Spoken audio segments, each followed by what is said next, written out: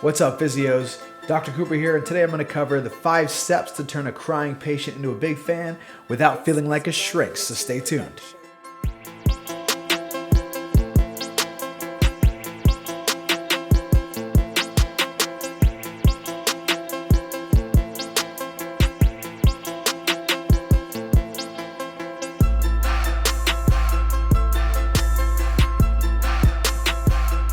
All right, so everybody who is a clinician, a trainer, therapist, a chiro, at some point in time has a patient come in and have a complete, absolute breakdown. Just one of these, just crying, flipping. You just think the person's a little bit crazy, but really they're probably just having a tough time with whatever they're dealing with. We all know that pain tends to really screw with your brain because of the connections into the limbic system. And everybody's life these days, of course, is just on complete edge. So what happens when you're working with a patient or a client and they start to have a breakdown, a freak out? This happened to one of my trainers recently. We had a patient come in and she's on antidepressives, anti-anxiety. She's got fibromyalgia and she just has chronic unrelenting pain. And she came in as just not a good day for her for whatever reason. And the clinician asked her to go back and start her exercises. Well, she seemed okay at that point in time, but within a minute or two, she just went off the deep end. And I ended up having to, the patient essentially like freaked out and stormed out of the clinic. And I actually had to call the patient in the car. It was a Saturday, so I was out on a walk or something. I don't even remember. And I called the patient while they were in their car. And I had to talk them down off of a fence.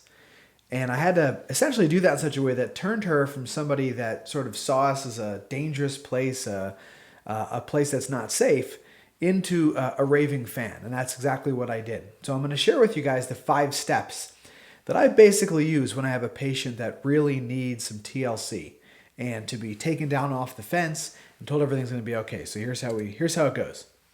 Step number 1 is you want to explain your role, okay? That's number 1. So I would say something like this. All right, I'm here to help, and I'll do my best to work through this problem with you, right? It's not like I'm going to solve this for you. I'm going to work through it with you. Like I'm partnering with you to do this. And it's really important in the beginning that you say, I'm here to help. Because in the beginning, the patient or client, really honestly, they've been to a lot of people before you, oftentimes these patients, and they get a little bit apprehensive about clinicians and doctors and therapists. So I'm here to help, and I'm going to work through this problem with you, and we can do this together. All right? And I'll often typically finish that with saying something like, is that okay? Getting permission to do that, right? So explain your role and get permission. The second thing I do is I ask for their side, right? So I want to hear their side of the story. So I may say something like, before I'm able to help you, can you tell me more about what's going on?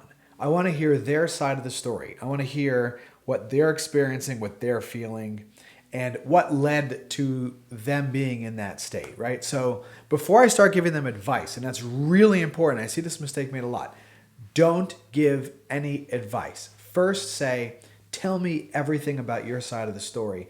Because once that person gives you that dump, you can then sort of move forward. And you got to put your listening ears on because you're going to try to catch on to key things and really get into the feeling that they're feeling. All the events that are happening in their lives are mostly irrelevant. So step number 3 is reflect the feeling. So I might say something like, wow, I mean, it sounds like you're feeling pretty disappointed. You wanted this whole process to work faster, and you're getting better at a rate that is slower than you thought you were going to get better at. Or I might say something like, okay, so it sounds like you're feeling really, really frustrated by this whole experience. I completely understand. Frustrated, that's the feeling. I don't want to say something like, so, well, did you go see this person or did you do this? Like that's trying to solve the problem. Don't do that. Trust me, you can't solve the problem. Number 4 is you want to relieve social anxiety. So a lot of people who have these kind of breakdown moments, one of the biggest fears that they have is that people have told them in the past that they're crazy, right? So you want to relieve the social anxiety that they're not actually crazy, that they're just going through a tough time. So The way that I do that is with a story. So I'll typically say something like, okay, well, let me tell you about Lisa, because Lisa was going through exactly what you're going through. She saw this doctor, this doctor, this doctor, and nobody could figure out what was wrong with her. And then she came to me, and it took about 3 to 6 months for us to get her better, but she eventually got better. And she had to be really patient along the way. So it's very common to feel the feelings that you're feeling right now, right? So I told a story about Lisa who was in a similar situation to the person that's in front of me, right? And when you do that and then give them the outcome, first of all, it makes them feel like, okay, they're not the only person who's in this boat. And also, oh, somebody else who had a similar situation actually did pretty well. And the last thing that you want to do is once you tell that story, you're going to see that sort of sense of calm come over the person, right? And then that's your chance to take the authoritative role, and I will actually tell the patient what to do. Now, this is where we differ from a shrink, right? A shrink is just going to keep going deeper and deeper into the past. I'm not interested. I'm not a shrink. That's not what I want to do. What I want to do is I want to give the person instructions about what the next step is for them to move forward, right? So I might say something like, okay, here's what I want you to do.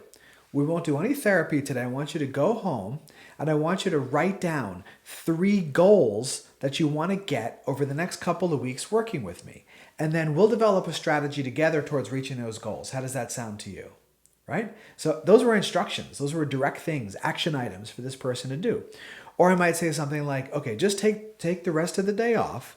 And when you come in next time, we'll check back in and we'll really revisit everything that we're doing to make sure that the plan is right for you. Is that okay? Again, asking permission at the end. Always asking permission. Is that okay with you? Is that all right with you? Right? So let's go over all 5 steps, right? So step number 1, explain your role, right? Tell them that you're here to help. Step number 2, ask. Ask for their side. Ask for their side of the story. Ask them, how is it going for them? Tell me more about what's going on.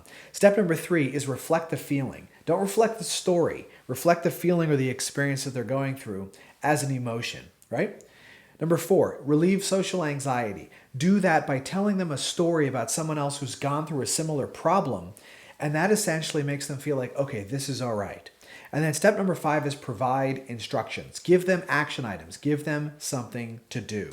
All right, I hope that was super helpful for you guys. And if you want more hacks about how to fill in the blank with regard to physiotherapy, chiropractic, massage therapy, personal training, head over to physiohacker.com. Visit us on the tube, the gram, on the book. We'll see you guys next time.